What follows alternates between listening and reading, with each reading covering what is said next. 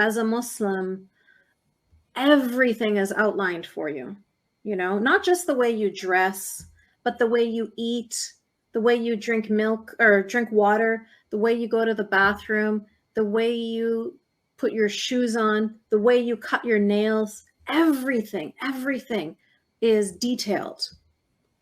And so when how do you drink water, for example? Give us a few examples. To drink water, you cannot breathe into the glass, and you can only take 3 sips, and they have to be sips. They can't be gulps. And yeah, so you take 3 and then you stop, and then you can take 3 again. Yeah, so you can't just like take the glass and just drink until you finish the glass. No, you have to take 3 sips, and you can't breathe into the glass. Yeah.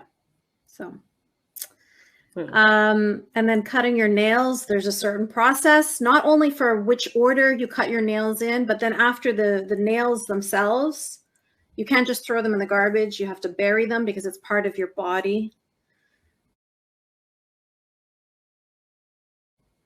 So, and entering the bathroom, you have to enter with your right foot, and you exit, or you enter with your left foot, sorry, and you exit with your right foot. There's so many rules. To drink, you drink with your, you have to, or to eat, you using your right hand only. What's the logic? The logic is that the devil lives in the bathroom. And so before you enter the bathroom, you have to make like a dua. You have to make like a little prayer where you ask Allah to protect you from these devils so that they don't possess you when you go to the bathroom. Is this, I mean, universal or Egyptian? Universal. Ask any Muslim person you know, they will tell you this. We studied Sirah, so the life of the Prophet Muhammad, all of the battles and all of the stories. We studied hadith. There are so many hadith though. So we mostly focused on the Sahih hadith. Those are ones that are proven to be true. But even so, there's certain hadith that they didn't introduce us to that I discovered later. So for example, I used to work in the Middle East for a while, and that's when I learned that they sell camel urine in boxes the same way you would sell juice or milk. They sell camel urine. And I was like, what is this? And then I learned that there is a hadith that says, if you drink camel urine, it will cure your ailments.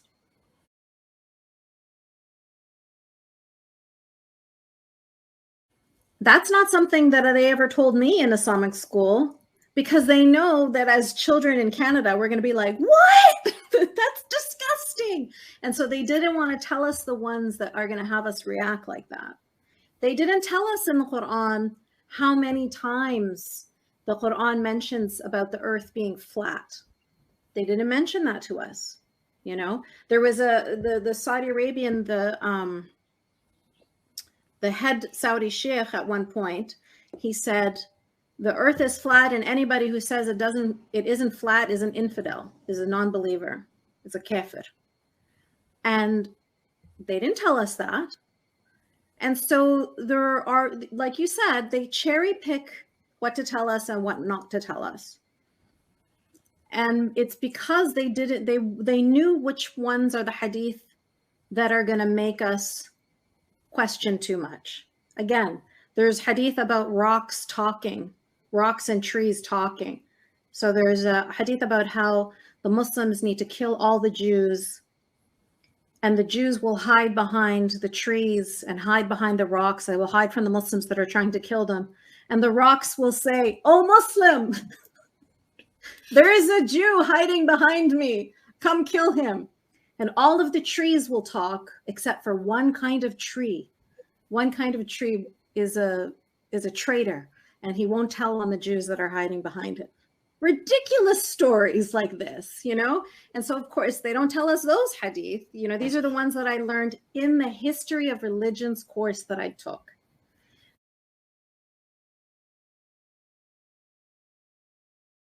Question too much.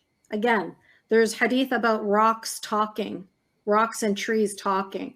So there's a hadith about how the Muslims need to kill all the Jews, and the Jews will hide behind the trees and hide behind the rocks. They will hide from the Muslims that are trying to kill them.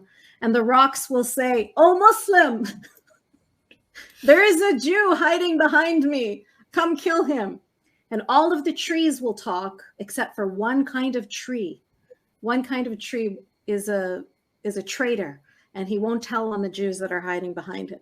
Ridiculous stories like this, you know? And so, of course, they don't tell us those hadith. You know, these are the ones that I learned in the history of religions course that I took. There's so many things that there's no logic. You have to leave logic at the door before you enter, because it's none of it's going to make sense. You have to do your wudu. There's so many things that don't make any sense, but it's really almost like, I feel like it's effective.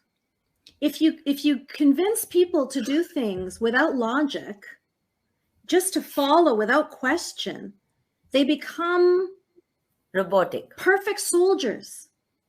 They're cyborgs. You trained them from childhood not to ask questions and just to do stupid things for no reason. Don't think about the reason, you just follow, right?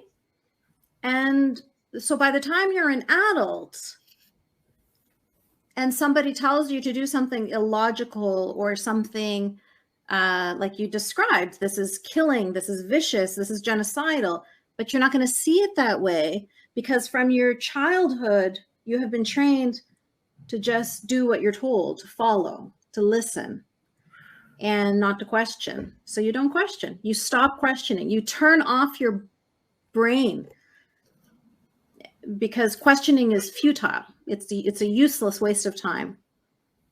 And in fact, it's punished. It's considered, if you question, they say that's the devil putting these ideas in your ear. The devil is whispering in your ear. That's why you're having doubts. That's why you're questioning. You're not supposed to question. You just do what you're told. It's that victimhood is very, very strong. So it's Salman Rushdie has a really great quote where he talks about this, exactly that we're saying here, where he talks about how the way that they're able to be the oppressors, but then to convince you that they are the ones being oppressed. You know, it's a trick. But it not only works. This is the thing for me. You're asking me, how does it work within the Islamic community? How are Muslims tricked into it? How are Muslims indoctrinated into it? That's one question. My question for you is, how are the non-Muslims, how are the so-called liberals in the Western world and in India and everywhere else, how are they tricked into believing the same thing?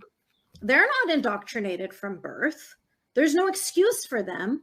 They are learning this as grown adults with grown adult mature minds.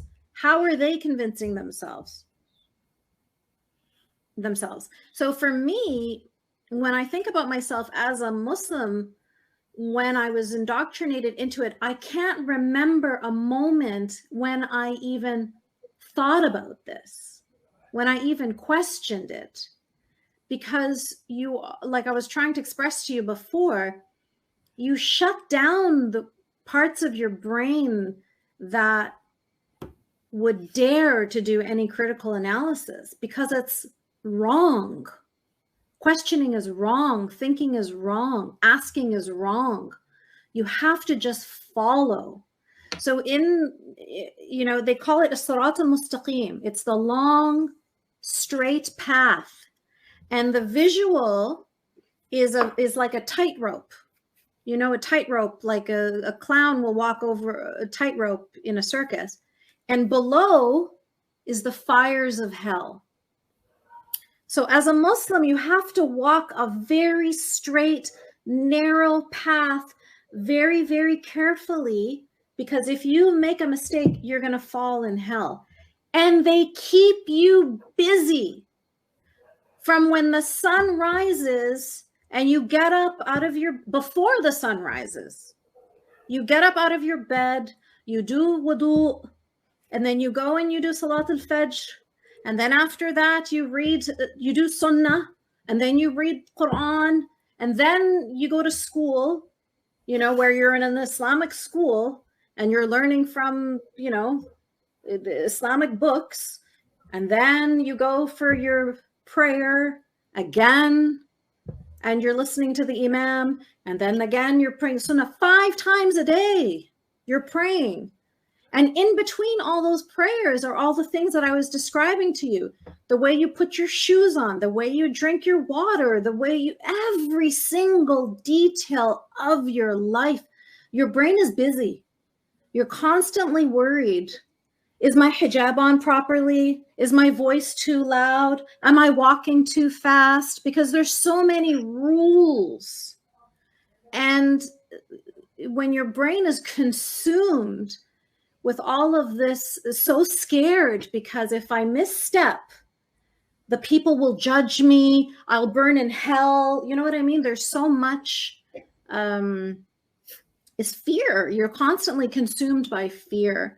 And so to sit down and have a moment of clarity where you actually start to think about like these big questions of like, you know, how is it possible that the Jewish people, you know, are so evil? Didn't Allah create them? Why would he create such evil people?